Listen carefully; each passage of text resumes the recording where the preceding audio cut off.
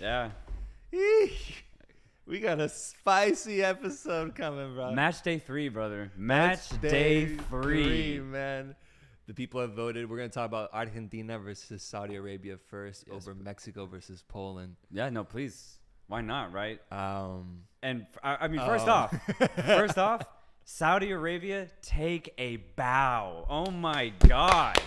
What a performance. And the thing is, how I want to start off this game analysis is I want to take away the spotlight from Argentina completely. I don't want to talk about them for a while, bro. Because as long as I can, I just want to talk about Saudi Arabia because what a performance, man. A tactical masterclass engineered by Hervé Renard, who we've highlighted before as a guy who has a knack for the impossible with smaller teams. And he's done it yet again on the biggest stage this time here in the 2022 FIFA World Cup in the Saudi Arabia-Argentina opener, man. Yep. What a fucking game, dude. From the get-go, it was already electric. There was that internal pass and Messi, quick snapshot. But who shows up? And we'll see him throughout the rest of this game. Al Owais, bro. What a save. From the get-go, I was like, oh, my God, this is going to be a crazy game. But what a save.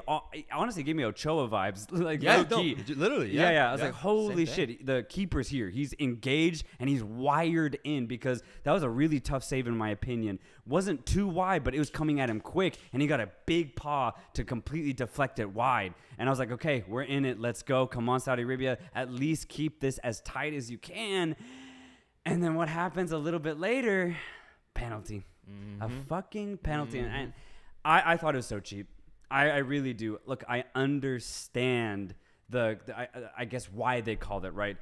Saud had two arms around, I forgot who it was, but had two arms around the Argentine player. I think it was Paredes, actually. Yeah. And sure, I guess a penalty, but to the context of it, the ball was nowhere near the Argentine player. Nowhere near him. Alois had it 100%.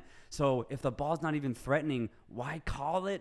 But that's the thing. That's the thing about FIFA refs, that was a little soft, man. And the lack of consistency, because yesterday there were two instances of that same play happening in the Iran-England game with Chesney doing that, and then Harry Maguire as well, and they didn't call it. Yeah. And so I was like, that's weird that they would suddenly look at this and be like, oh, that's a straight pen. Yeah. It was really soft, and more so I thought, but it just kind of just tripped on his way down too. Yeah, he didn't really get pushed. He didn't get pushed down. Exactly. Yeah. Like, it's not like Saud was pulling him down or anything. Basically, Paredes just felt the contact, felt the arms, and he just fell down to the ground. So I thought it was super soft. But from that point on, we just saw Saudi Arabia not get fazed by it, and from front to back, a perfect performance in my opinion. So I want to highlight as many of the Saudi Arabian players as I possibly can at this point. Yeah. I want to start off with these center backs, Tambakti and Al-Bulahi. Monsters in that box. I do not think, and obviously maybe this is an exaggeration, but fuck it, I do not think they lost a single aerial battle. Oh, yeah, they had to be super successful with it, man. Oh, my God. There was a point where they were sending so many balls in, and I was telling my younger brother who I was watching the game with, I was like, we can do this all day, bro. Yeah. We can do this all day. Yep. They're not getting past that Saudi Arabian wall, man. No. That in itself was fascinating. And, and then you had people on the flanks as well just putting in a goddamn shift. Such as? Yeah, Saud and Al-Shahrani, every single time I thought they were going to get beat just off of pace or a really good through ball, they somehow managed to just sprint as hard as they could to recover and get a really good slide tackle in, man. Every time, I swear, I thought they were going to be beat, but they just somehow found it in them to get to the Argentine forward and cut out the attack, man. It was brilliant. But then as a unit, how many offside calls did we see? That was insane. Oh, my God. Insane. You know how Saudi Arabia are building the line, the city? Yeah. The Saudi Arabian team took that and emulated that because their back line was as straight as a ruler, brother. Yeah, oh, my God. Absolutely insane. That in itself was fascinating, bro. They did it like 6 times in that first half. In the first half. And every time, Argentina couldn't figure it out. Nope. They couldn't figure out how to stay onside. It was fascinating. I was truly like amazed by it, and the way that Hervé Renard positioned these guys. Yes. It was like they knew exactly what to do, and my God, like he must have drilled them in training. Have been like so strict with them to be able to pull off such a effective high line because Argentina could not figure it out, And we saw with how many offside calls they got and the frustration it gave those Argentinians, man. That one itself was low-key satisfying. Not picking sides here, but my God, that was satisfying because they just kept getting these goals. They kept scoring, but they didn't count. They would show the replays. And what did you think about that one offside call that is being talked about all over where Lautaro Martinez. It was the offside technology showed kind of like his arm and his shoulder being what is ultimately calling him offside in that play. Yeah. Did you think that was fair? What are your thoughts on that and how that's being assessed? I think it's super fair, especially considering that he was coming from an offside position, right? So for an offender to reset his offside position, he has to come completely onside and then go back, right? But he was coming from an offside position and then tried to sneak back onside, but a chip of his shoulder was still, in my opinion, offside. The technology, as we've already said before, is black and white. It is either offside or it is not offside. And in this case, I think it was offside, man.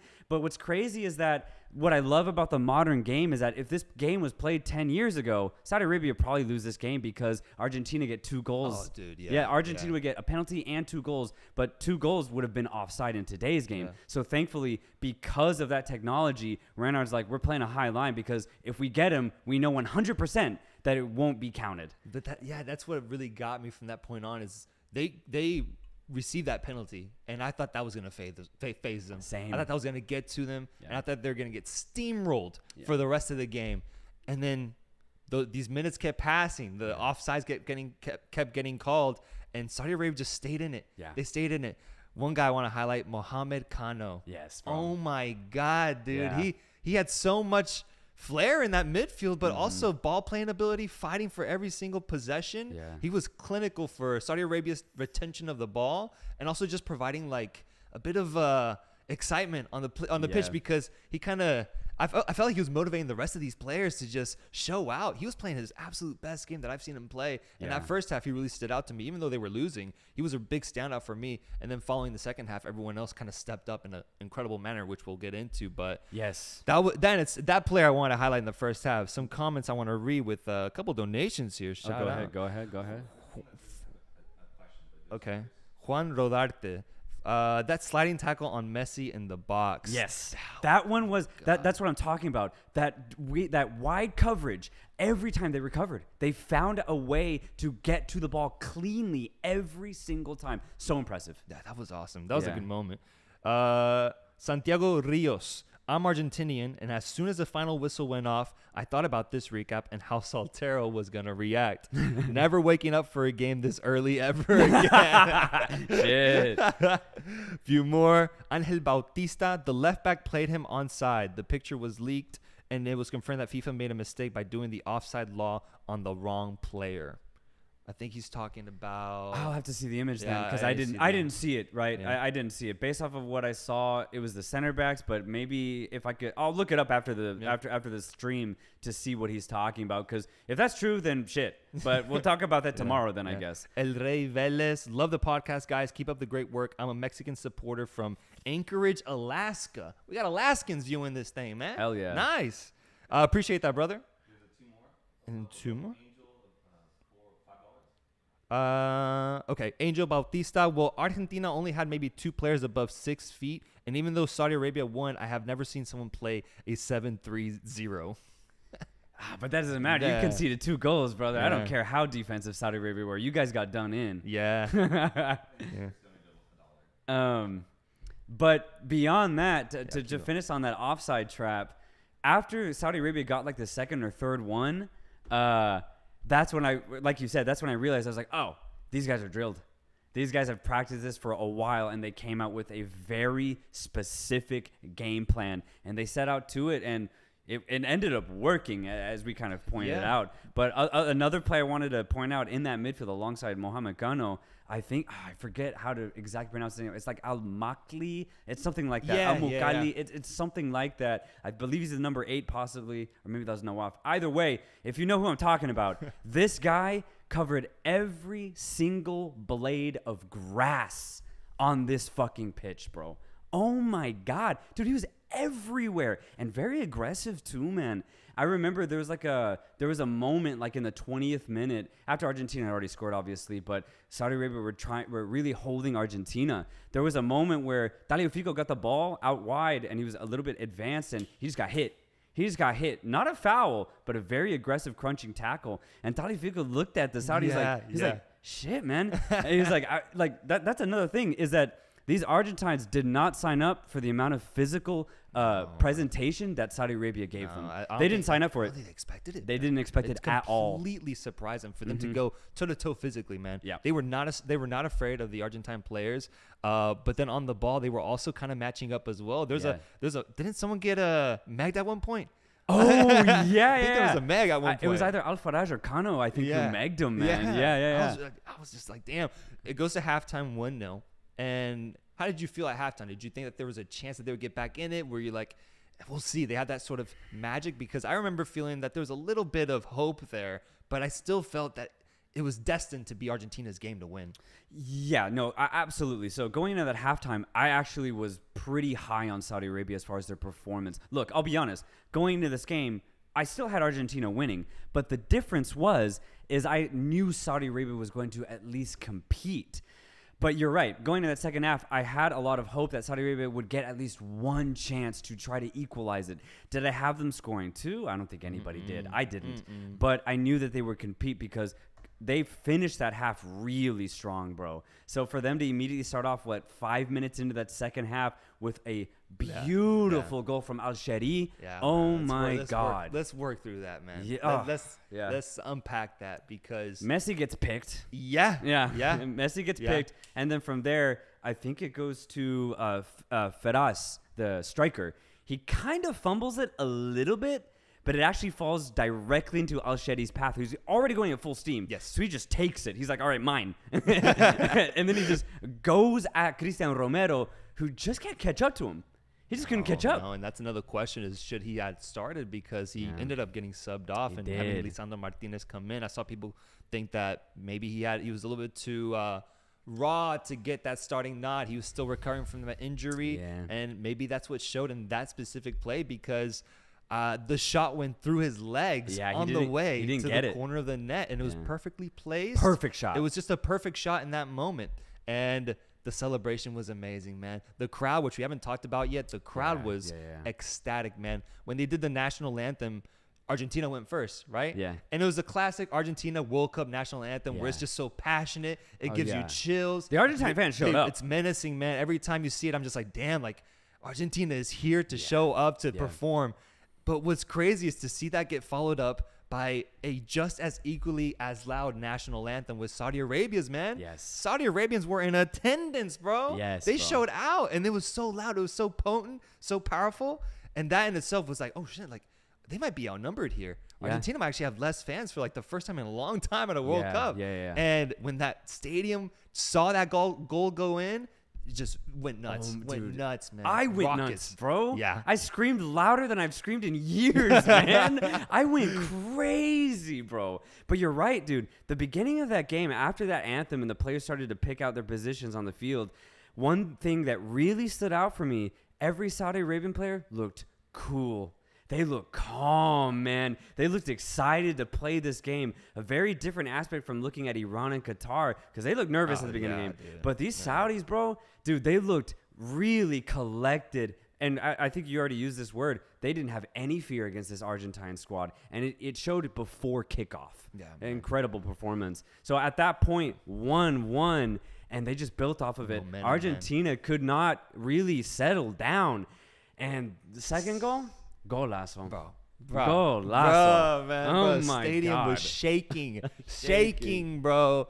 It was first off, there's an opportunity on goal with like a little bounce in the box that I don't know what's the name of the play that it goes to, but he's in the right side of the corner of the box, tries to shift it into the corner, gets headed by an Argentine defender. Yeah. It flies up into the air. And on the way up, I think that ball was touched by God. I think God got involved on that ball because it comes down to what was the player's name? Was that Dosari? Dosari, yeah. I think on the way down, he receives it, gets a flimsy touch on it. It's a little flimsy, but not too bad. He keeps it in his peripheral vision. Yeah. And somehow he outmuscles and outclasses 2 defenders. I don't know. I still don't understand what happened in that play. Yeah. He like kind of like backheeled it and like turned, and then suddenly he's one-on-one with the defender. A quick cut in. Perfect cut, by the way. It was a perfect cut against Angel Di Maria. But you're right. The build-up to that cut was a little bit of chaos. Yes. A little bit of chaos, but he found the ball straight at his feet. Yes. And then he slalomed his way past Angel Di Maria, and then you know the rest. What's crazy from that moment, there was still so much to ask from him. There was still... Oh, bro. I did not expect him to do that. No. And then it goes straight into the top corner, and it's a fucking cartwheel and backflip celebration, bro. Yeah. Saudi Arabia goes up 2-1 on Argentina, man. God, who would have thought? I lost it. I lost it, man. I lost it. I was texting you. My hands were shaking. I was like, what the fuck is happening right now, man? Yeah. Absolutely Good Lord. Ridiculous, man. Oh, so we got Let's look at some comments. Let me. Santiago Rios. Before that, Carlos Navarro. Okay. Group C, the new group of death. Oh, dude, this result completely keeps it open. Oh, no, not just open. Wide open, man. I don't know who's going to be the 2 teams who gets out of this. Yeah. Santiago Rios. Should Mexico be worried for Saturday? Maybe this will light a fire under Argentina. That's my concern. Well, I want to... I guess I want to keep talking about Saudi. Yeah, we'll say on Saudi. This is a good point, and I do want to talk about it. We'll go in depth on this one, Santiago. Don't you worry. Yeah, don't you worry. Stephen McIlwee. Love the podcast. Texas Boys for Life. Thank you, bro. Appreciate that. Appreciate the donation. Josh Uchizono. Appreciate that, man. Santiago Rios again. Also, love from Houston. Hey, shout out Houston, Thank you, brother. We'll be up there someday. Let's do something. Christian Esquivel, $1 donation. Appreciate that. Rudy Torres Ochoa, our savior, man. I will talk on that and too. we'll get there too, brother. Don't worry. Yeah. And then a few chat comments. No, go ahead. Yeah. Let's keep talking about Saudi Arabia. Does Soltero think Saudi Arabia is a top 4 team for beating Argentina? Top 4 like within world football, or what are we talking? No, for me, no, because I think all top 4 teams are European. Eric Lojano, I'm homeless because of Argentina. Did you bet money, bro? Did you bet money in Argentina, man? The hell did you do? God damn! Did anyone in the chat bet on Saudi Arabia? I need to know right now. And if you did, please don't be shy. Let us know how much, man. I need to know how much that huge payout was, bro. Did you bet on Saudi Arabia? Yeah. Oh, man. Joao Pedro Batista, by the first goal, all Copa America confidence was gone. And we still haven't touched on Argentina, actually, their mentality in this game. And we will. I just want to give all of my praise to Saudi Arabia because they earned this win. It was not by sheer luck. Okay. Yeah. Here we go. Bro, 4% chance of winning. I missed the game and I woke up to madness. Oh my God. That would be crazy. You wake up and you just see like chaos, man. That would be crazy. I'm Saudi and I was surprised. That's the thing, man. Saudi Arabia, like, for as good as they were, you didn't expect them to win this game, man. Even if you're Saudi Arabia, you're feeling like hopeful that you can get a tie out of this. To win the match, this is magic, man. Yeah. This is what the World Cup is about. To have a moment like this, Saudi Arabians everywhere are going to go crazy. And it was affirmed by... what was it? Their king? Their king announcing that today will be a national holiday in commemoration of what happened today. Yeah. A holiday. No work. A holiday. And no what? No work, no class. No work and no class on today. I don't know today's date. I'm delusional. No work today. That's crazy, man. That's crazy. It's gonna be.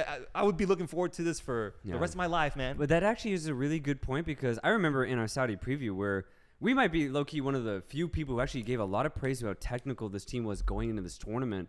But even the comments, a lot of Saudi people were just like, appreciate the love, but there's no way we're doing well in this group. Oh, yeah. No. And I understand it, but again, I think a big point that a lot of people are missing is that Saudi Arabia are the best team in Asia qualification-wise. That means a lot to me specifically, and you can see by the way they played. I talked about how Russia 2018 was a rehearsal for Saudi Arabia, and I had hoped that they would show up here because as a second chance with the same core players. And my God, did they really show up, bro? Yeah. Holy shit. Yeah, the last 20, 30 minutes were must-see television, man. Dude. Seeing Argentina just be backed like desperate, that. Bro. Be desperate. They were a little desperate. Be desperate against Saudi Arabia. And seeing Saudi Arabia just warriors, man. Warriors. These guys will go down in Saudi Arabian history. Legends. Incredible. Al-Sharani. man, I want to give that guy a shout out because he literally gave his near life out there for this game. Yeah. Going getting a collision with the goalkeeper. Yeah. And my God, that was so intense. That was really intense. honestly scared me. I was like, oh I shit. was like, really scared. I think he got knocked out cold for a bit. I think so. It was like a UFC knockout, man. Yeah, it man, really it was bad. really bad. Yeah. But that shot of him in the stretcher throwing up the thumbs up, I was like, my goodness, man, my goodness. Thank God. Shout out Sherani. We highlighted him in the deep dive because to me, I love his look. Yeah. The Saudi Arabian Marcelo, man, and he played like it, dude. Defending his life over there. And what I love is that the sub that came in, I don't remember his name, but his number 6, he did the exact same job for like the 5 minutes that he was there, and I was like, what a testament to what Hervé Renard has built here. Every single player knows their role, and they know how to maximize their abilities and talents. It was amazing to see, man. It was amazing. Low key, almost brought me to tears. Seeing Saudi Arabia get a win like this, man. Dude, and seeing Renard, especially in the later stages of the game, still screaming at his team because he knew if he just set them up right, they'd win this game. That's incredible belief. And I kind of, as you said before, this type of game is literally what made me fall in love with the sport when I first watched it 12 years ago. Yeah. This type of game literally made me fall in love with the most beautiful sport in the world. I completely agree, man. This is the beauty of World Cup magic, the upsets, how a small country like that in terms of football can go toe-to-toe with a powerhouse.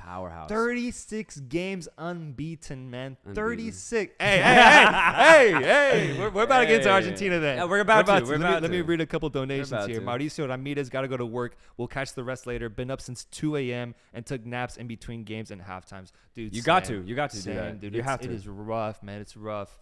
Matchday DF, love from Saudi. Keep the good work, guys. Oh, so we got a Saudi Arabian. Thank you, bro. Watching us. Chris 98D, Mexico has to face an angry Argentina. Thoughts? Yeah. We'll get into that one. We'll get into that one. We won't ignore that. But man, for the past I don't know, let's say 9 months, you've had a very critical take on Argentina, on their unbeaten run, on the state of this team going into this tournament, and you've been questioned for it. You've been challenged for it because it's tough to see going into the tournament how a team like Argentina with a GOAT like Messi would struggle, especially with how beautiful they were playing, how they managed to get a Copa America victory in the build-up, how qualification they did incredible as well, and just how they were playing overall. You even got crucified a little bit. You got a little crucified for what you said about Argentina. Absolutely. But I knew that. And given that it's only been one game, how did you feel to see Argentina show up on this stage and completely lose control of a match, get outdone by Saudi Arabia inside, and lose this match overall? How did you feel? What did you think? God, man. This gets tricky because it is just the first game. But I'm going to milk this moment just a little bit. I'm going to milk it a little bit. These last 2 years, I've been actually saying this for a while now, actually, because I've noticed this. And the people who understand what I'm saying, I think, truly get it. And I'm hoping maybe people will start to agree with it. CONMEBOL, small. Shit. Small. Right? That's what I'm trying to say here. CONMEBOL as a confederation do not have good teams outside of maybe Brazil. Yes, sir. And I think this really showed today. Outside of one Brazil game and one weird Italian game, Argentina have not faced a good side over these last 2-3 years. And for the first time, they're playing the best team in Asia, and I think it showed. It's funny because the whole time we were building it up as just wait till they face a good European side, a good UEFA Confederation side. Right. And little did we know this Asian team would come through and completely dismantle them. Yeah. It was truly phenomenal to see. But I'm going to be very critical here because at the very least, I think Argentina should not have lost this game. I do not care how good Saudi Arabia were, and I already gave them all their praise. Argentina should not lose this game. And what really surprised me, now, for example, I have Argentina going no further than round of 16. If they play like this, they won't. What really surprised me was not their level of play, but their inability to adapt to what their opponent was doing. They tried the same goddamn thing the entire game. Long balls, long diagonals. It's Messi's signature with his Argentine squad, and it's what the forwards look for. Di Maria looks for those diagonals. Martinez looks for those diagonals, and it simply did not work. But they just kept trying it The whole time, what they needed to do was get tighter in the center with shorter combination passes. Just use that skill on the ball that you have. Yep. But instead, they kept trying these long, over-the-top balls, and I do not understand it. But what it showed, and I know I was kind of milking it, what it showed was they haven't faced an opponent where that didn't work. They have not faced an opponent that actually knows how to defend against balls like that. And I think simply enough, Scaloni did not do his homework against the Saudi side. He just didn't do his homework. And if he did do it, he used the cheat book. Spark Notes. Yeah. He did it in 30 minutes when he should have looked at this game for a month, bro. Yeah. And I'm really disappointed in Argentina because there was no drive in what they were doing. No. As soon as they realized that what they were doing was not working, they just kind of shut down. They just they look shell shocked, bro. Yeah, they look completely confused out there, and Messi looked frustrated. A scene that we have seen in an Argentine shirt for a long time in Messi's career, and the narrative was this was different for Argentina. But if they keep playing like this, we're gonna see the same frustrated Messi we've seen for the last I don't know how long in an Argentine shirt.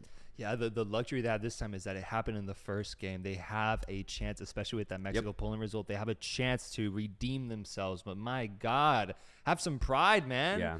To lose to Saudi Arabia in this way is why I'm seeing so many Argentina fans be so frustrated right now. This is frustrating.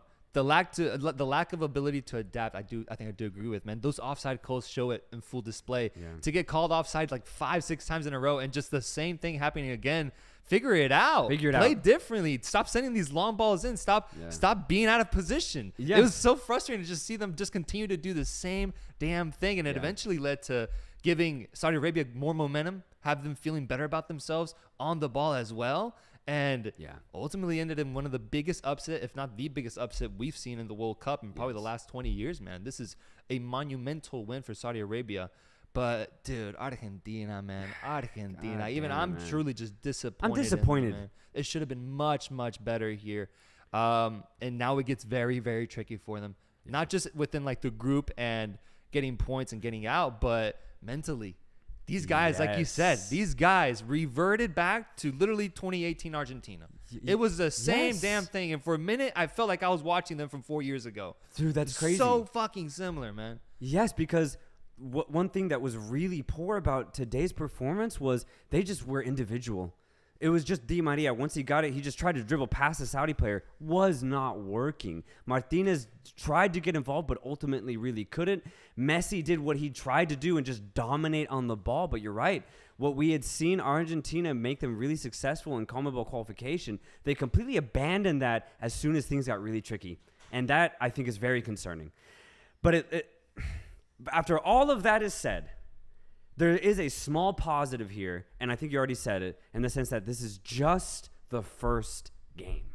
That is the saving grace for this Argentine squad, and the reason why I'm still not counting them out as far as getting out of this group. I think Argentina still have a very good chance because Poland and Mexico, especially from what they showed today, have shown that they're not the best of teams.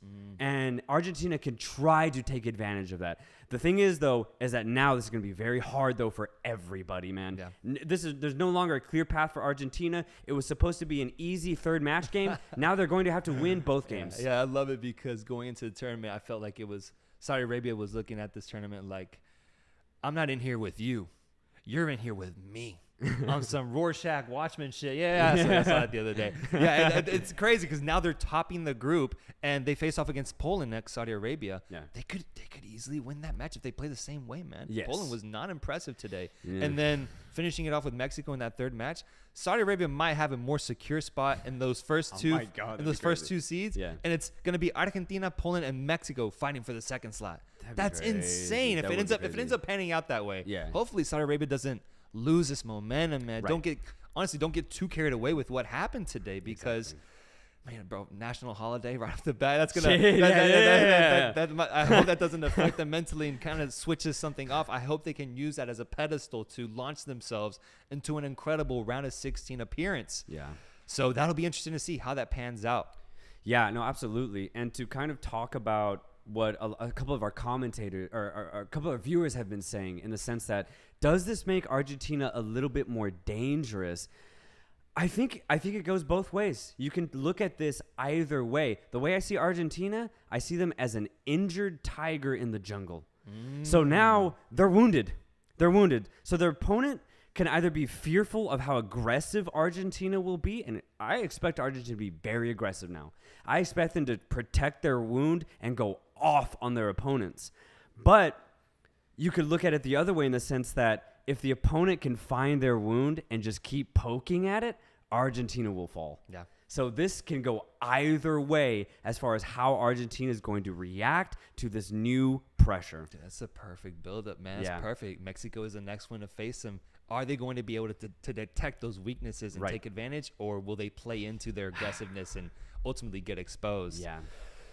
That's the question. And we'll find out. What's interesting now is that, you know, again, I always admit when I'm wrong. I saw this as the easiest group in all of the 8 groups at this World Cup, but now this group is completely wide open, so much so that I actually think Mexico might have a chance of getting out, which is crazy because I did not consider that. I did not consider Argentina performing this badly at this stage. This was like one of the assurances of the group. The biggest question was like Mexico, Poland, and how we'll perform against Saudi Arabia. But Argentina against Saudi Arabia, that was never in question. Never. Let me read some of these comments.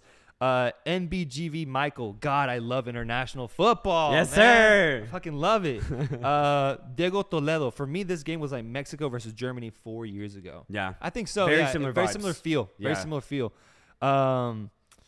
Okay, Pradnish. He's been posting this comment a lot. Hey guys, you guys are my favorite. Was there too much pressure due to the hype created around them, or were they too confident in not being completely ready for the challenge, or bad tactics by Argentina? For me, all three. Yeah, it might be all those. Yeah. For me, again, I said Scaloni did not do his homework, and I think that was very apparent on the pitch. As far as Argentina's overhype, I do think so. Before this tournament, I've always been anti-Argentina for that reason, in the sense that they're like an overinflated crypto coin. It's a scam. It's a scam, bro. You got them compared to crypto, bro. Yeah. We're talking crypto now. Yeah, no, it's a complete scam because of the poor confederation that they play in. So it looks good on paper, but when we actually compare it to the opponents that they're playing, you'll see a bigger truth than what a lot of people are saying about this side. Yeah. And then the third point was bad tactics. Yeah. Again, just I think it was or too much pressure.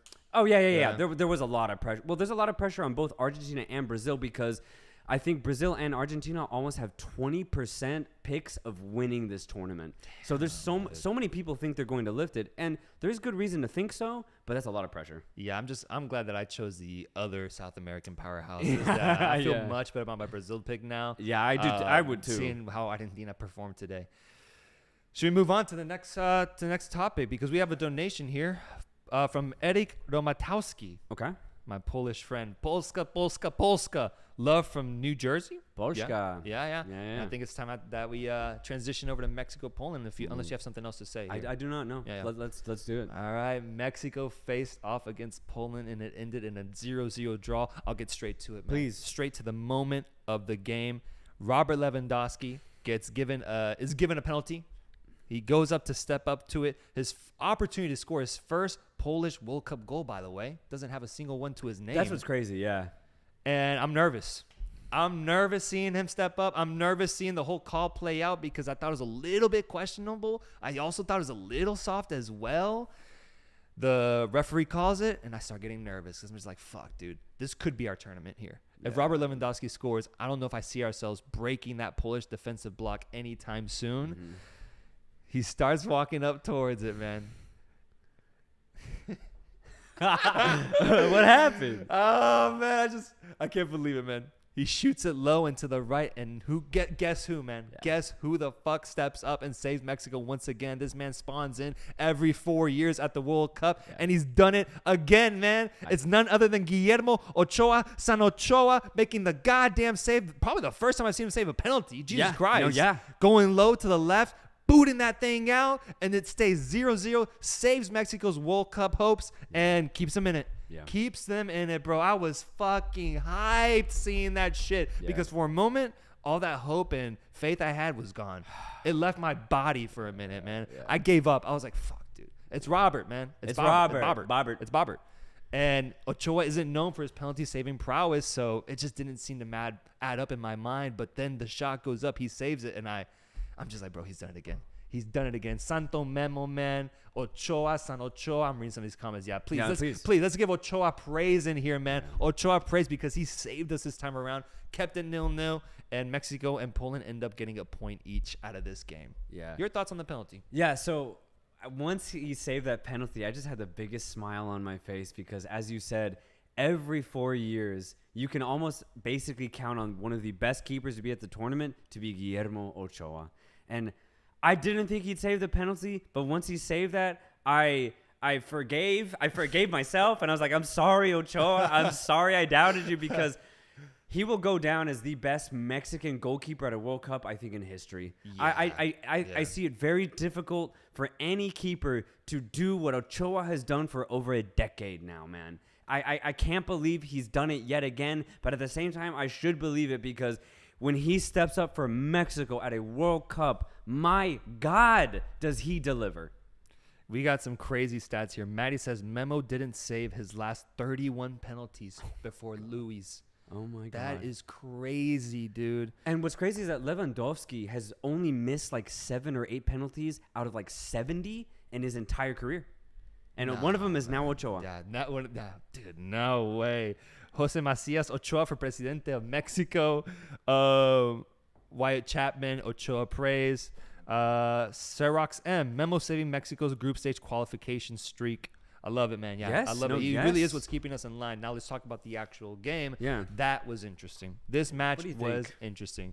I think that if you're not a Mexico fan, that might have been the most boring game of the tournament. For me, it's the worst game of the tournament so far. It has to be, dude. It was so ineffective. Yeah. There was really no end product at all. 0-0 tie. From either end. And what's crazy is that I do feel that the Mexican team that showed up was slightly better than the one I expected to show up.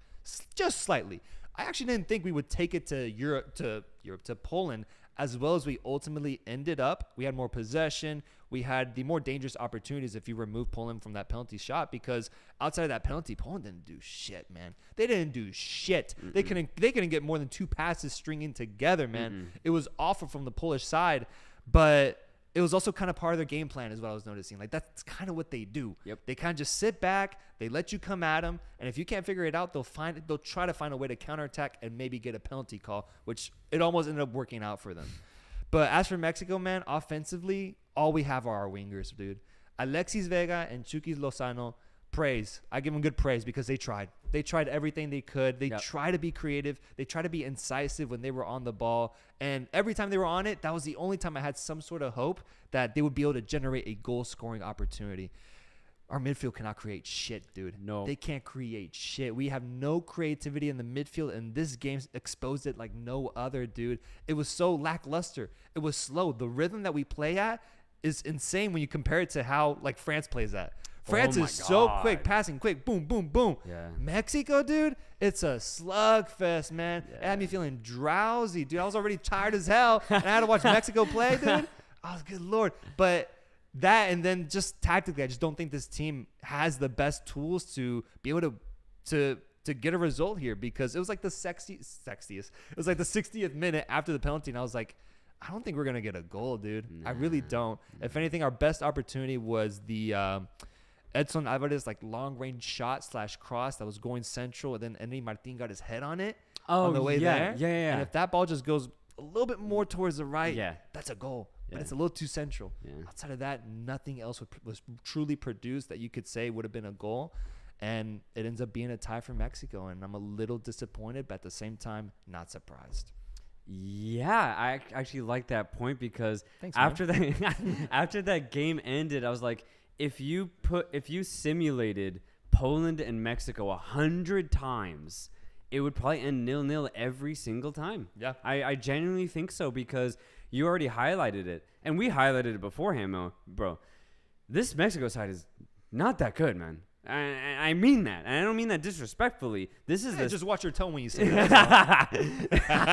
This is the state of Mexican football right now. It's very uncreative, and I knew that going to the tournament. I think you did too, and I think a lot of people expected this. And you're right.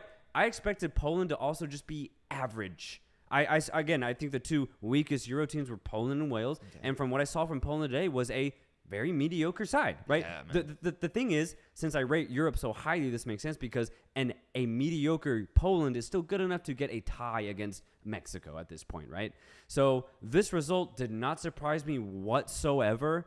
Yeah, man, but definitely a very chippy game, bro. Yeah. Like on both sides, a lot of fouls, a lot of time wasting.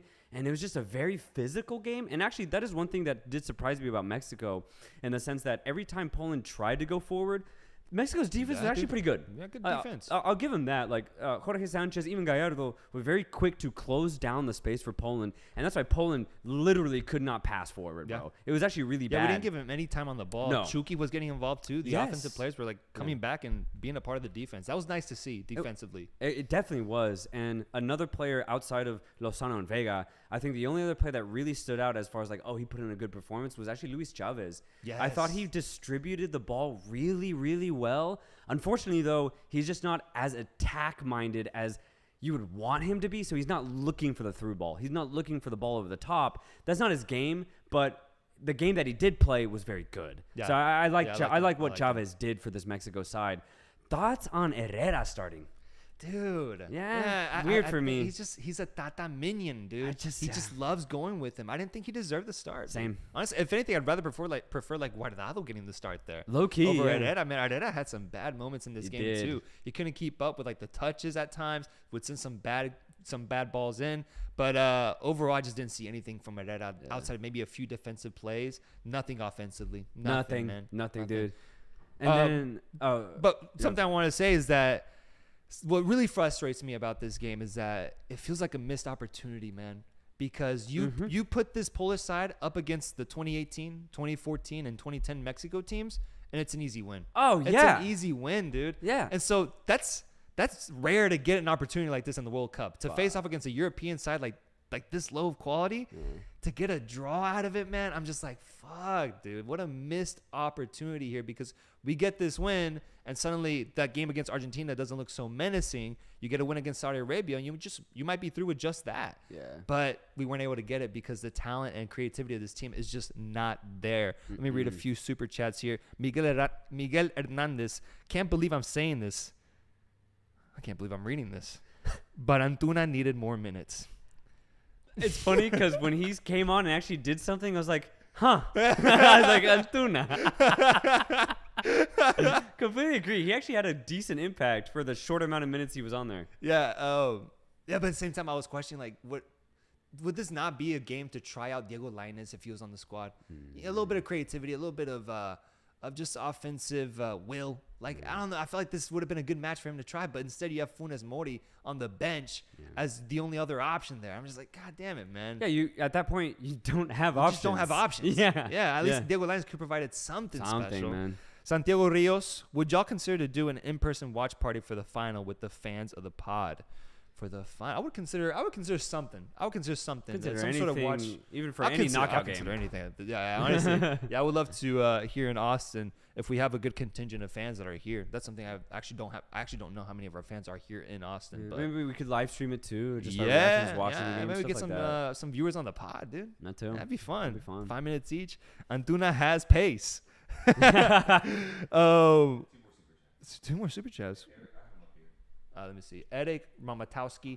Penalty was valid. Poor placement by Louis. Lucky by Ochoa. It's a very Polish perspective. I respect it. NVMBY. I probably missed it, but how are y'all feeling about the new technology? So that probably applies to offside technology. And then I don't know if you would count it as technology, but the additional injury minute approach I would consider as like a new approach to the game. It definitely is. Yeah. How do you feel about it initially? So offsides. The offsides... I'm okay with it. I mean, even just the offsides with using VAR without the technology, I thought has been very solid. So I don't see really anything going wrong about it. So I'm fine with it. As far as the additional minutes that they're adding on, we're getting like average 7-8 minutes at the end of those second halves. It is weird for me. I think I said it yesterday. It is strange because I'm used to like no more than 5 minutes. So it is actually it adds to the nerves, to be completely honest, because if a team has a very narrow lead, then it gives the opponent a lot more time to try to get that equalizer or that go-ahead goal. So it definitely adds to the drama. I'm okay with it for now, I guess. I'm just curious to see if that's going to really extend out anywhere else. Like, is the Premier League going to be like, oh, that's cool, let's try it? I don't see them doing it, to be honest, but I'm just curious to see where it goes. Yeah. Mauricio Cornejo Jr., Charlie Rodriguez literally did nothing today. He didn't. I don't think Herrera did either, to be honest. Jason Lazaro, Orbelin, next game, something different. You could try, man. Try out Orbs. That's what I'm saying. Well, and even like Arteaga, for example. Not that Gallardo had a bad game. He wasn't bad, but if you need a goal, try something different. Try someone who's also offensive. I mean, Arteaga has shown himself to be good in that fullback position as far as like assists are concerned. So if you need something, why not try? But it's come to my attention that Martino, I don't think trusts him at all for some weird reason. Like he just doesn't like him. Yeah. It's one of those. Yeah, one of those, dude. Yeah. So now it's tied 1-1. The table goes Saudi Arabia 3, Mexico 1, Poland 1, and then Argentina 0. Yeah.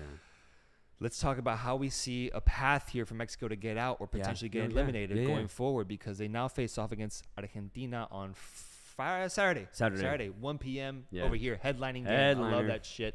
And it's going to be a big match. It's going to be a big match. It's going to be building up these next few days. Mexico and Argentina have history with each other. You mentioned it, that you see a path here for Mexico to get out. How do you think it's possible for Mexico to ultimately end up seeing themselves on the round of 16? I think they need to do, even though it was a stalemate, they need to do exactly what they did today against Poland. They need to close down the space, because Saudi Arabia proved that the Argentines actually struggle with a little bit of physical opposition. They just need to do the exact same thing. Make sure Gallardo, Sanchez, and Edson Alvarez close down that space as soon as an Argentine player gets the ball in that middle or final third. And I think that'll propel them to just stun Argentina, just as the Saudis did today. And then from there, though, you're going to need more offensively. And that's where I think this is going to get tricky. I was actually impressed by Mexico's defense. They do that again on Saturday. I can see them keeping it tight. And then hopefully, and this is just down to prayer, maybe Lozano or Vega gets a banger. Yeah. Right? That's what this is going to have to come down to. So there is a path. It is not a clear one, but with Mexico's defense, I actually think it's a little bit more open than I think it initially was. Yeah, it gives them an opportunity to just stay in any match. Yes. Yeah. I think the stat might still be going where they haven't truly lost with Cesar Montes starting.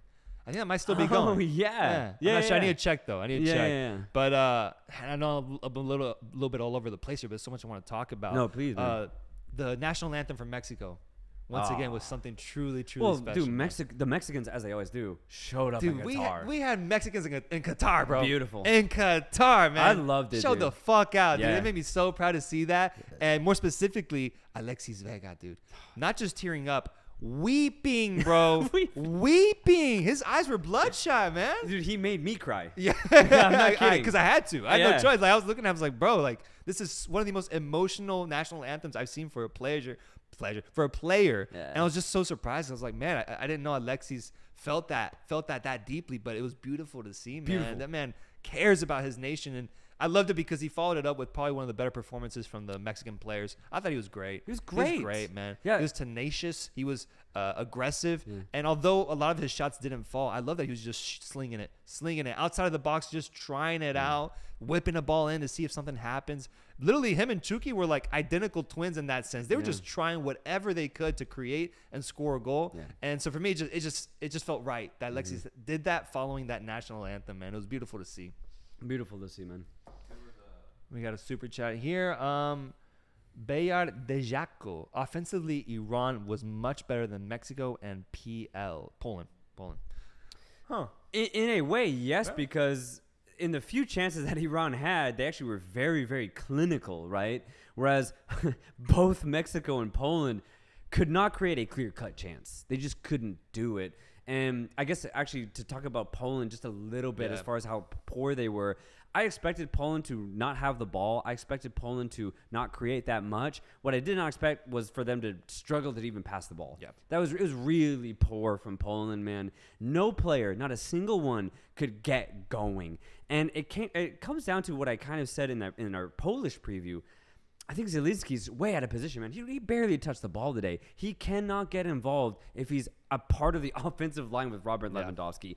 If the ball ain't getting there, man. It's not getting there. Ain't getting there. It's not getting there. If you're Miknevitz, you say, all right, Zielinski, you play in the center of our midfield, and you just get as many touches as you can, because that's how Poland are going to be somewhat successful as far as keeping the ball and trying to build. But Poland said, we're not going to build today. We're just going to do long balls over the top and pray that Lewandowski can somehow maintain it. But he couldn't. Yeah, he couldn't today. It was really poor from Poland offensively. That was my thing. I expected a little bit more of. I did, especially how it started. I thought they would have that sit back counter approach and they'd be effective about it. But when they were on the ball, man, Mexico always found a way to get it back. Yep. And as a fan, it felt amazing. I feel so secure just seeing players run back, get that ball back just because they want it more, and just retain possession. Yeah. With Poland, it must have been so frustrating if you're a Polish fan to watch that game and just see your team not be able to string passes together, dude. man. Yeah. It was bad. It was like bad. back-to-back times, it would just go out of bounds. Yep. And the player would just stand there looking at it like, shit,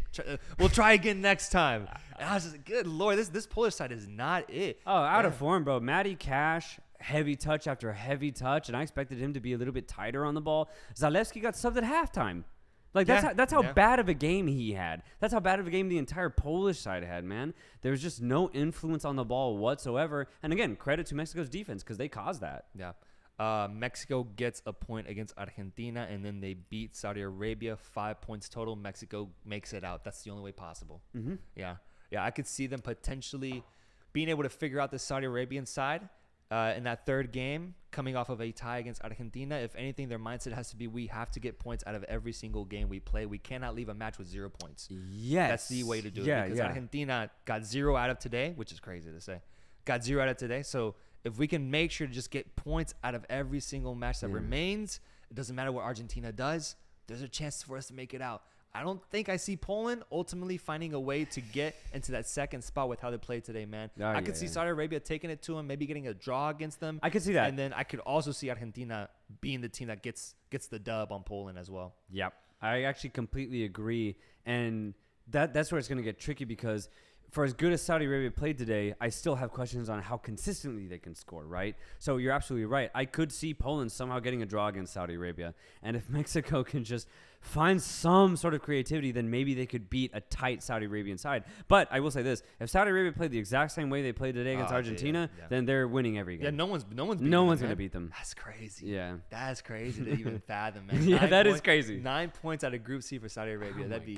That'd go down in history as one of the greatest runs for an Asian team. And for this next month, as far as the group stage is concerned, I'm Saudi Arabian, man. Yeah, we're Saudi Arabian. I'm going Arabian, bro. I woke up Mexican, ended it Saudi Arabian, man. I am Arabian today, man. That's a beautiful thing to see. Their fans are so passionate, dude. Yeah. It was awesome, man. I'm still just hyped off of it. Yeah. Let me read a few comments here. Dexeruno. Bro, Mexico can beat Argentina. They have been exposed. I agree, and that's your point. That if they can figure out how to attack them correctly, Argentina can get beaten, man. They can get beat. Yep. Respect from a Saudi. Yazan. Thank you, man. Thank you, brother. Miguel Rodriguez, free gas. Okay. And we got more. Yeah. So we got a couple comments saying, don't forget about Tunisia and don't you worry. We're going to talk about we won't. We'll never forget a game. Jesus Christ. Who do you think we are? Should we transition over to that match then? Denmark versus Tunisia. In general, that group in general, right? Yes. Let's please go there. Yeah. Group D. Group D saw full action today with France going against Australia and Denmark going against Tunisia. Denmark-Tunisia happened first. And this was a tight one. This was a contest right here, man.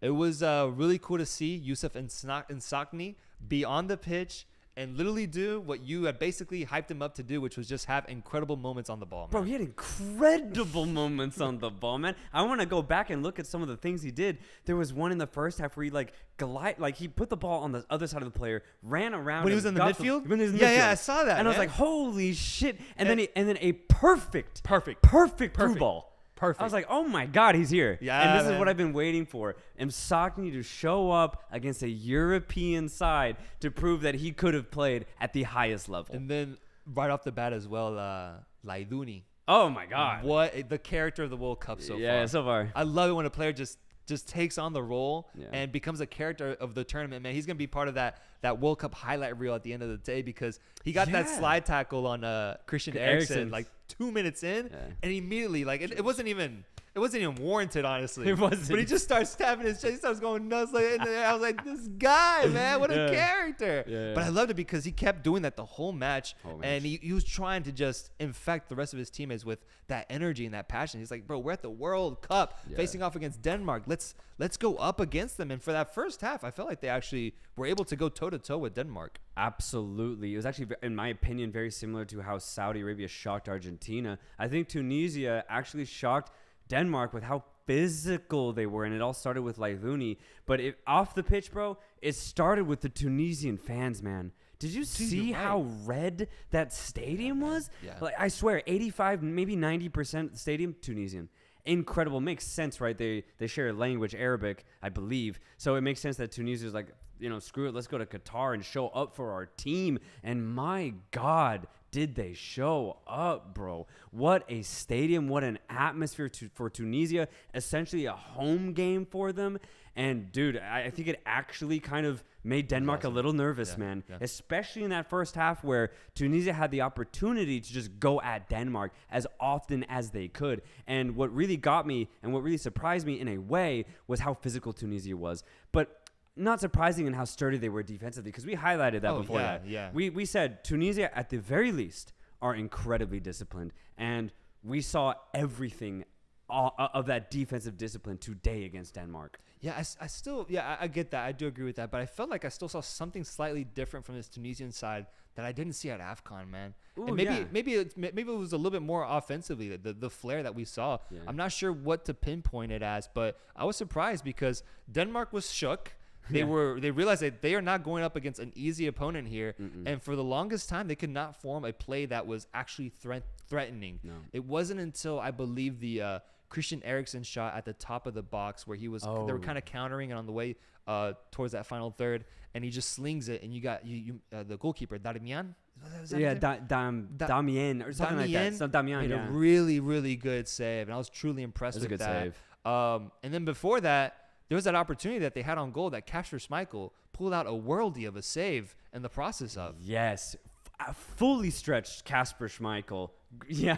Great save. Oh, and then the one where it was offside technically too, but he got a he got was it dink. Offside? I think it was offside. Yeah. But he got a good paw to it as the player was trying to chip it over him. That's what I'm talking about. Yeah. I wasn't sure if it was fully offside, but the biggest chance I think came for Denmark off of the corner kick though, where the ball came in and one of their center backs headed it towards that bottom corner. I thought that was a goal. And I thought that it just needed a slight touch, just a quick little touch. That's it. And the Danish player tries to go for the header there and doesn't get it. Doesn't get his head. It doesn't get it, and it ends up, I think, like hitting the post and going out, or it was just really close. Yeah, like hit the post, just it tapped it, didn't have enough pace or anything, and the keeper ended up getting it, or it was either cleared. I don't remember, but yeah, you're right. That was pretty much the only clear-cut chance, if you will, for Denmark. I will say this. Definitely disappointed in Denmark's performance overall, especially in that first half, because they couldn't figure it out. They could not get settled for that entire 45 minutes. Although I will say, I think they pretty much dominated the second half, not as far as threatening chances, but as far as like possession, as far as cutting out Tunisia's offense. I thought that Denmark started to take control of the game. It just, for me, I was frustrated that it took Denmark 75 minutes, 75 minutes to actually start going and choking Tunisia. And so by that time, they only had 15, 20 minutes to get a goal, and it was too late. Tunisia stood strong and were able to get the 0-0 result out of it.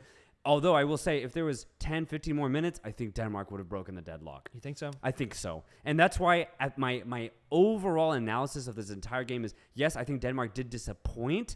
But if they can just take the positives out of this, regroup, focus, don't underestimate their opponents, I think Denmark will bounce back very strong. Yeah. I do think so. I still see them making it out of the group. I do. And I remember in like the last 30 minutes, Tunisia stopped attacking. Yeah, they had to. They had to sit back and like do their best to defend and get the tie. So props to them for being able to do that. It'll be interesting to see how Tunisia plays against France. Yeah. I think that'd be super interesting to see a French team that is just so attack-minded play a team that is so defensive-minded and very good at it, man. What is crazy, though, is that Tunisia play Australia next. So there is a very good good scenario here that Tunisia get 3 points off of Australia, have 4 points, and maybe Denmark lose or draw France. And going into the last match day, Tunisia would be in second place. 90 minutes away. 90 minutes away. But they had to play France in that last game. Yeah. And that's where it's going to get very interesting. Yeah. Read a few comments here. KD, super thanks. Thank you, brother. Most underrated podcast. Big up. Appreciate that. Thank you, How do brother. you think their loss Argentina's loss will make Brazil think of their chances? Who excited the most so far? I think if you're Brazil, you're looking at the Argentina loss and you're feeling pumped. Yeah. You're feeling good. These boys are ready to fight. I'm excited for that Brazil-Serbia match to get started off. I think Brazil is feeling great. They're feeling almost a responsibility to properly represent Conmebol because they might be the last remaining team that can do so. We'll see about Uruguay and see how they perform. We'll see. But Brazil has a shot here to be the best South American team at this tournament. By far. And so let's do it. Let's see it. I'm all pro Brazil this tournament. So I would love for them to take what happened to Argentina and turn it into something positive. And just to go on the opposite direction, since I am anti-CONMEBOL, I see this as a foreshadowing.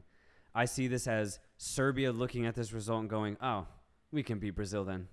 We can win this game. If Saudi Arabia can beat Argentina, we will have no problem going toe-to-toe with these Brazilians." That's how I see this. So I see this as almost a warning for Brazil is the way that I see it. Okay. Well, yeah, these other teams are definitely going to take that and think that they have a shot now because of even Australia today for a second, man. I was like, what the hell happened to Asia today, man? The hell is going on? Yeah. Karthik Raja. My boy Karthik at Reynoso. Still feel good about South America overall, or is Argentina indicator of continent overall weaker than expected? I think that the Argentina case is a very specific. It is a specific case. Argentina falling flat after a 36-game unbeaten streak. I think they had a little bit more of I think they had a little bit more of an opportunity to get exposed like that. I still feel good about Ecuador. I have them making it out in second. I still feel very good about Uruguay. I have them going out in second, and then Brazil. So 3 out of 4 teams at this tournament still getting out of their group. So I'm not concerned yet. There's a reason I didn't pick Argentina to make it to the World Cup final, and that's because I also did see them having a bit less flaws than what you imagined them having. Sure. But I still saw them being a little bit too flawed to be a title champion contender. But it'll be interesting to see because they're not completely out of it yet, too. No. They're not completely out. They could still very well make it to the round of 16 and then wake the fuck up. So... And in one way, let's not get too carried away. We're not there yet, but if they do get knocked out, then I'll truly be concerned. That'll be a true point of contention if they get out in like the round of 16. Even if they draw Mexico, they still have a chance to get out of the group. But even if they draw Mexico, I consider this Argentine squad as not even competitive. I'm going to be honest. And it's no disrespect to Mexico, but that's how I see it.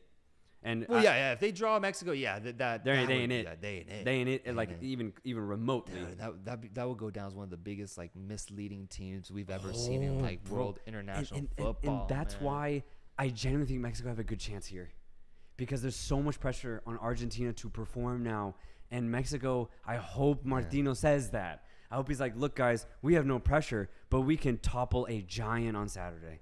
Come on, boys. Keep do going. something. Keep going, man. I love this. Keep going, man. Don't stop, man. You're giving me hope. You're truly giving me hope. There because is a chance I think here. I'm a little bit more not as optimistic, honestly, because it's just Mexico's side. I know. Even if they are given, if they're handed a fair, what's the word? If you're handed a good draw here, I don't think they take advantage. That's what that Poland game said to me. Oh, they were handed they were dealt a perfect hand. That's what I'm looking for. Yeah. They were dealt a perfect hand, and they were still not able to do anything and they with refused it, man. it. So if Argentina does that, even less, man. Even less. Absolutely. But fuck it, man. I'll have hope. I always will.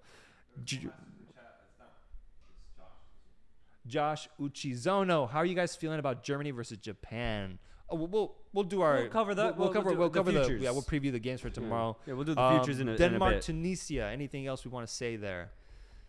30,000 Tunisian fans in attendance is what one of these comments say. That's pretty crazy. Holy shit, that's definitely that's a lot. What, the stadium maybe held like 60,000 or something, or maybe even 40, less. Maybe 40. Yeah. So holy shit, almost 80%. That makes sense, bro. Yeah, like man. Tunisia showed up, dude. It was incredible atmosphere, man. And I hope they use that atmosphere for the rest of the group. especially in that game against France. If they need like a draw or something like that, that would be insane to see Tunisia and the fans just against the champions France. You think they can beat Australia? Tunisia? Yeah. I think so. It won't be a rout. It won't even. I don't even think it'll be by 2 goals. Like a 1-0. I think it'll be 1-0. I don't see Tunisia losing to Australia. A draw, I think, is likely, but considering the energy that Tunisia have, I think they'll at least win by 1 goal. They got to, man. They have to.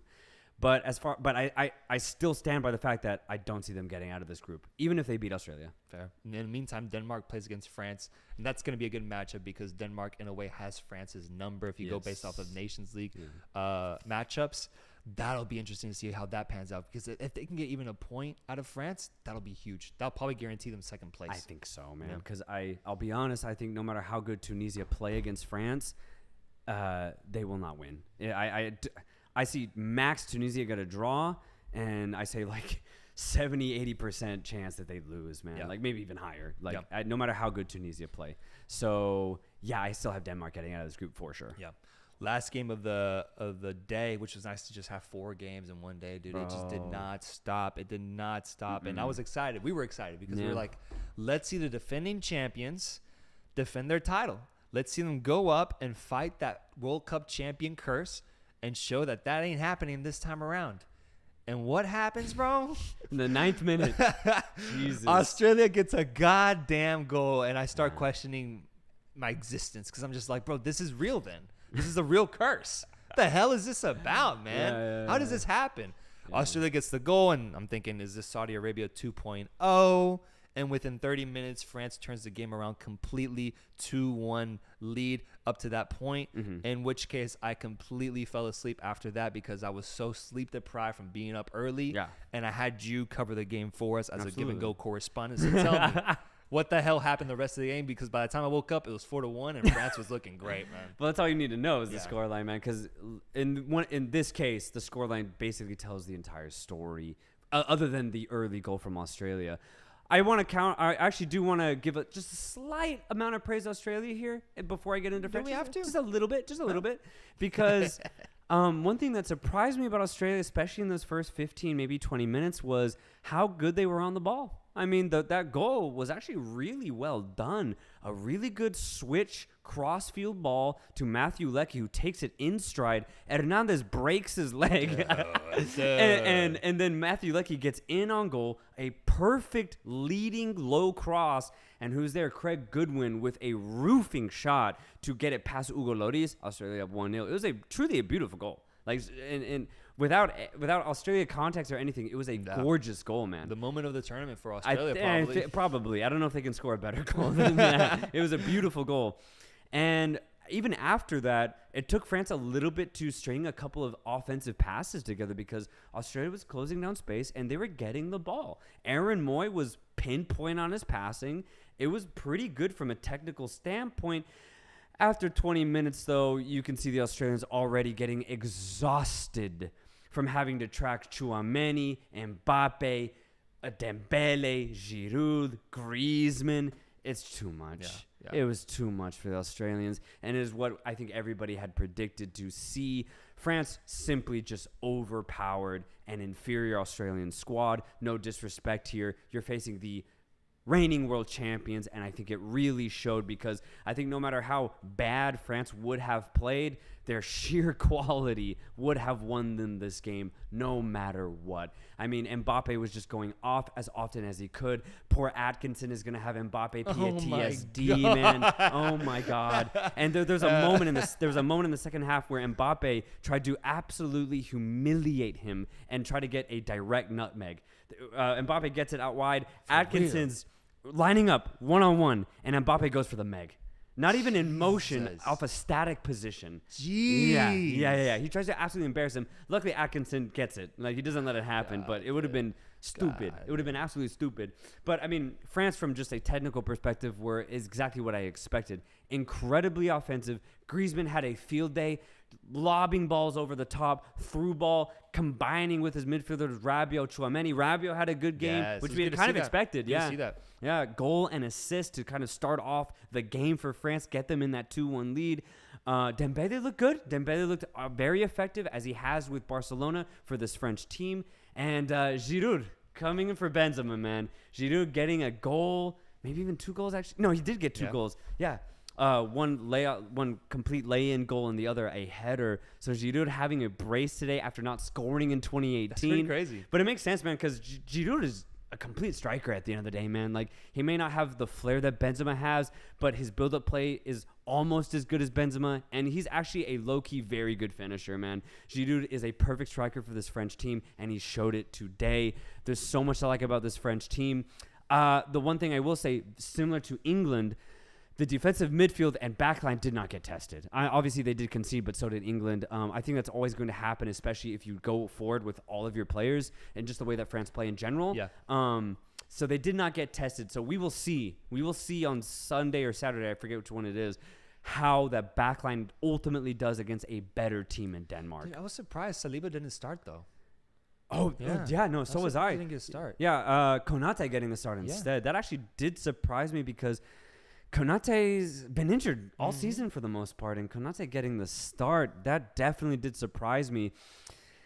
Maybe it's one of those things where Deschamps says, we're beating Australia no matter what. Konate, get your minutes in, and maybe we see Saliba against a better team. Yeah. That is weird. Yeah, it was weird because Saliba's done everything to earn the starting position next to probably Upamecano. Yeah. But not getting the call up here, at least even if they are assuming that they're going to be Australia, you gotta get your reps in. Yeah. You know, it's the World Cup now. It's no longer time to play around with that. So yeah, I could actually see Konate being the go-to guy at center back now. He did well today. He did well, which is fine. I'm fine with that. They have so much quality back there, but just does surprise me because Saliba is playing for the best team in the Premier League right now and killing it. And another surprise actually in that backline was Lucas Hernandez starting. To be completely honest, because he's been injured for the last 2 months for Bayern, and for him to immediately start, I think that injury was always going to happen. I mean, it happened in the first 10 minutes. He gets injured, re-injures his leg. It's just like, I think Deschamps, again, has one of those favorites, just like most coaches do. I think Lucas is one of them.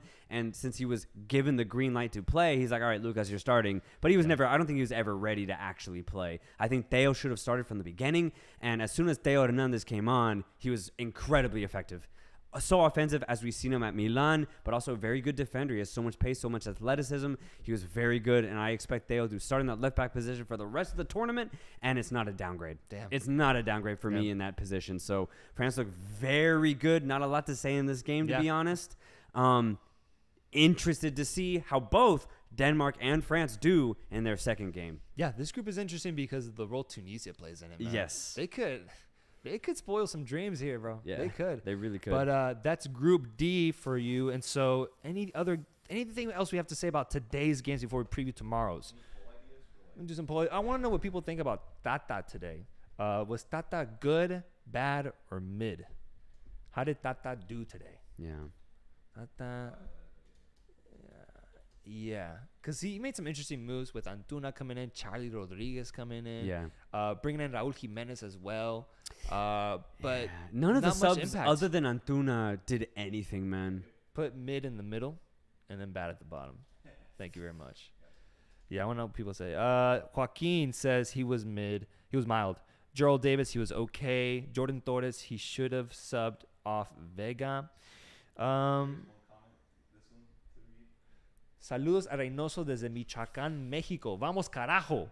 Argentina nos la pela el sábado. I love that, man. I love that. Garbage. He was garbage today. Argentina will win their next 2 games. Tata starting Hector Herrera and letting him play so much. Dude, he played like the large majority of the game. That surprised me. I thought he would play, and then in the second half, he immediately get subbed off, but he didn't. I think he was mid. I agree with you guys. Yeah, already all these votes are coming in for mid. I think he should have subbed Chucky Lozano off. Yep. Mexico did not honestly had good subs to come in. Jimenez was ineffective. Yeah, no, Chad is going off right now. Jimenez didn't do it. Chad is completely right. Yeah. Jimenez, he's never really been that good in a Mexican shirt, unfortunately. It's just one of those. Yeah. It's one of those where you just can't find his form for the Mexican national team. But yeah, I think going into this game, bro, we knew all of this. I don't think, in my opinion, the way Mexico played today is not a surprise, right? Yeah. I'm going to be completely honest. Let me do one more poll here. Does Mexico Who wins Mexico versus Argentina? And then we'll do the classic win, draw, or lose. Let me know, man. I want to know how y'all feel about this. I predict Mexico draws Argentina. I predict they'll draw them. And it might be another 0-0. And if it is a draw, bro, I'm telling you, that is a huge result. Huge for positive for Mexico and a enormous negative for Argentina. God, enormous. Dude. Oh my God. Yeah. Any Argentinian viewers we have? I want to know what the feeling is like in Argentina right now. Like, people must be pissed. What's the media like over there right now? If we have any people from Argentina watching us right now, man, I need to know. But let's preview tomorrow's games. Please. Preview tomorrow's games. Yeah, you got the schedule for me? Let me see real quick. So for us, it'll be at 4 a.m. But after talking to a lot of our viewers, some people are getting up at 2 a.m. in California for these matches. Some people have it really good, like over up in Asia, of course. Like, it's interesting to see just all these schedules and when people are watching the games. The first match of the day will be Morocco, Croatia. There it is. Sorry, I couldn't see. That's Morocco, gonna be a fun one, That's a good one, man. That's a good one because Moroccans really came at us for our deep dive. Because they feel that we might have underestimated them. And if so, well, I would love to see it tomorrow against a really good Croatian side that we hyped up in our deep dive. I just think Morocco's in a really tough group. That's why I don't have them getting out. If they're in an easier group, I think Morocco would have a good shout. But I do rate this Croatian side as better. So I have Croatia winning. Yeah. Fair enough. I think I'm gonna go Croatia here. Chad, who do you think will win, Croatia or Morocco, or is it gonna be a draw? Either way, great way to start the day because it's two quality teams going up against each other. What I'm curious to see, though, is if Tunisia showed up today, fan-wise. Morocco is also in the same region, North Africa, bro. Arabic country as well. If the Moroccan fans show up the way Tunisia and Saudi Arabia have, bro, oh, my God, then Morocco will have a good 12th man out on that pitch. Yeah. So that'll be interesting to see. We got some people saying Croatia, draw Croatia, Robert Salazar, Luka Magic. I like how that sounds. I can't wait for Luka Magic. I can't wait just to see Mothers play. Like, it's a pleasure to see him play, man. Yeah, it'll be great. It's a pleasure. It'll be great. Second match of the day. Sorry, I know I got you busy, producer Rod. Germany, Japan. Ooh, I like this one, man. We had a comment asking about Germany, Japan. Yes. So if you're still here, I hope you're still here so you can get this answer. I have Japan winning tomorrow. No. Yeah, I do. No. Yeah. Well, actually, did you see? I think one of the comments said it that Leroy Sané is out. Is he? He's out for tomorrow. Really? Yeah. Like they just little knock I or need confirmation. injured? I can't look things up right now, folks. Let me know in the chat. Is Leroy Sané out? Because I saw that in a comment. I didn't know if that's real. Well, I'll take that. If that's already that would already help Japan's ability here to get out of the group. Definitely would. I have Germany getting the result. They're cold, man. They're surgical. No matter who they're facing off against. I've only ever seen a Germany squad just get results outside of 2018, of course, because of my beautiful Mexico. But yes, he is out. And then, okay, I believe Germany will win, but I hope Japan takes the W from Medellin. I don't know how to say that. Yeah, man, that's gonna be a good game as well. I think it'll be a European I think team. It'll be really competitive. Yeah, go up against an Asian team. I just love the cross confederation matchups, dude. That's what I love about this. Luka Bazooka. Japan is technical and organized. Yep, I think Mueller will play for him. Damn, so he is out. Damn. Third game of the day. I'll look at the poll in a second. Third game of the day, Spain versus Costa Rica. I see this not in the same vein as England, Iran, or France, Australia, but I see it very similar, if you will. I just don't see a path for Costa Rica to get a result against a really good Spanish side. I just don't. Yeah. I hope they do what Australia did and keep it tight for a while. I mean, because Australia were only down one goal until like the 70th minute. Like, that's a long time to be tight. I hope Costa Rica can do the same thing, although I could see it being maybe like 2-3, maybe even 4-0. I don't know. We'll see. We'll see. We'll see if Spain's offense can come through. That's I'm not fully confident that they can. Yeah. But they will do enough to get a goal. Yeah, right. They'll definitely against Costa Rica for sure, man. For sure. No disrespect. Who wins Mexico versus Argentina? Mexico 30%, Argentina 50%, draw 19%. So most people thinking that Argentina will win this match. And there's a good chance that does. Good chance. Fourth game of the day is Oh my God, Belgium versus Yeah, Canada. we have a banger man. as the headliner Oh tomorrow. my God, It's gonna be a crazy game. A Belgian side that has disappointed in the past, has a Yeah. golden generation, and hasn't been able to do much with it. Making a semifinal appearance in the World Cup in 2018, they are back. They are back, and they'll be facing off against a Canadian side that's making their first World Cup appearance in how many years? It's like almost 40, I think. 40? Yeah. And that's the start, man. Yeah. If Canada can pull off a victory here, Yeah. oh, it's a statement for the ages, man. A statement for the ages. Win probabilities on Google says Belgium 62%, draw 22%, Canada 16%. Who do you guys have winning? I need to know. Do you guys buy into the Canada magic that we've been promoting, or are you more so on the side that they are just being overhyped? What do you guys think? Yeah. Yes, thank you, producer Rob, working on a poll for that. I think most people probably think the latter. Canada's a mid team. I do think so. It's going to be tough. I mean, you have players like De Bruyne. Maybe Trossard gets some minutes. But then you still have, Thibaut Courtois at the back. There's world-class players all throughout this Belgian squad. But I've got Canada winning tomorrow, at least getting the draw. Yeah. I really do. I think Canada... You say that so casually, man. That would be insane, man. That'd be it'd be insane. It'd be low-key a similar effect of Saudi beating Argentina. It'd be pretty similar. Just less in the sense that Argentina are expected to lift the trophy, right? Yeah. But for me, it'd be the same magnitude because Belgium, bro. A top 5 side as far as FIFA is concerned. So for Canada to even get a result off of Belgium is insane. A draw would be a win for Canada. But I got Canada getting the result 100%. Poll results are actually pretty interesting. 42% Canada, 44% Belgium. Oh, so shit. The chat actually does kind of buy into it. Let's see some of these comments. Billy says, Trossard ain't getting minutes. Haha, no way under Martinez. That's true. Trossard has not been respected by Martinez. That sucks, man. Yeah. He's been great this season. I know. No, he's been fantastic. For the last 2 years for Brighton, he's been phenomenal. Damn. JFK says, Canada cringe. Gwendrella says, I think Belgium won't be prepared for Canada. So that in itself, those two comments right there just show you how drastic the perception on Canada is. Yeah, exactly. That's crazy. Exactly. Gotta show love to my CONCACAF brothers. Please. Got to. You got to, man. Huge upset incoming. De Bruyne will be feeding strikers, expecting them to finish like Holland. No, yeah. I actually agree. Because when you look at what Belgium have, De Bruyne is obviously fantastic. But if he's only feeding, I don't see Belgium being clinical in that regard. Yeah. De Bruyne is going to have to do everything. He's going to have to feed and score if he gets the opportunity. Yeah. Lukaku out of form. Belgium wins easily. No Lukaku gives hope. Americans don't typically like Canadian teams of any sort. Interesting.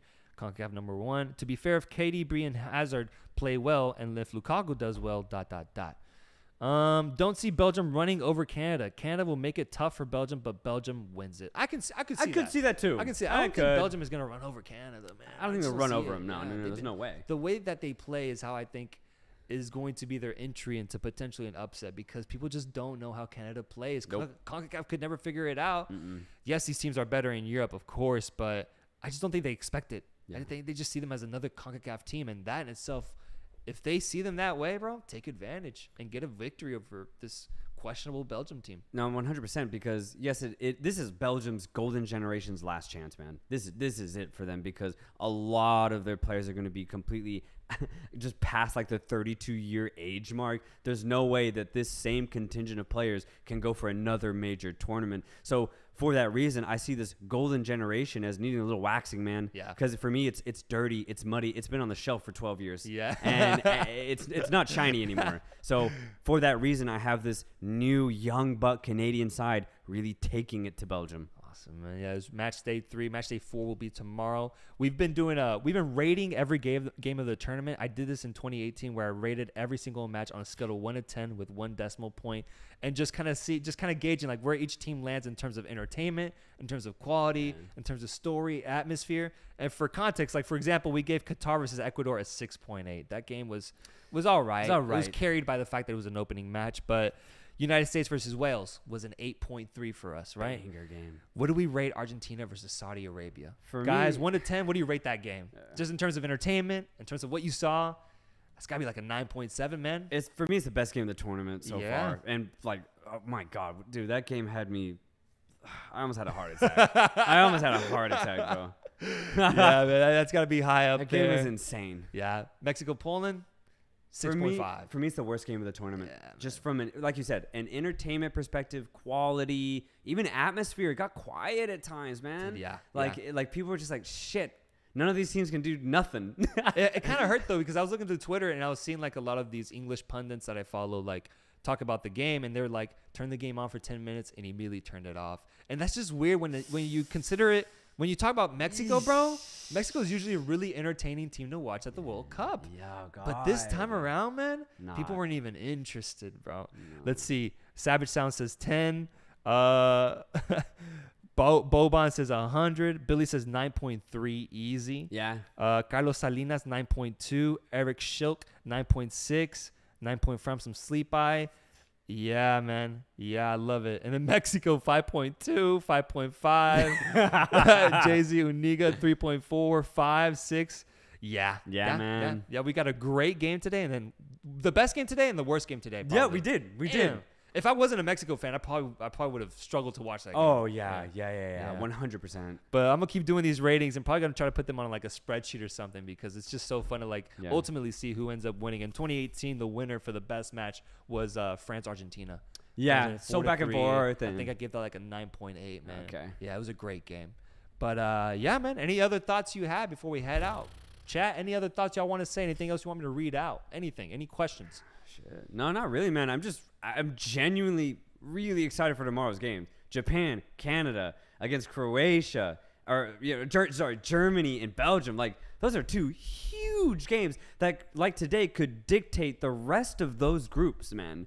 So we have two banger games, bro. And then we still have teams like Croatia playing too. So and Morocco, and we have such good games going on tomorrow. So I just keep them coming, man. Yeah. Keep these bangers coming, because I'm having a blast, bro. Yeah, bro, it's the World Cup. It's the World Cup. World Cup. Well, what were your thoughts when Australia went up 1-0, bro? I got scared for a second, but I also just felt that it wasn't I don't know. There's a weight to a 1-0 There's a weight to a 1-0 lead, and because it was so early, it felt like it could completely get overturned.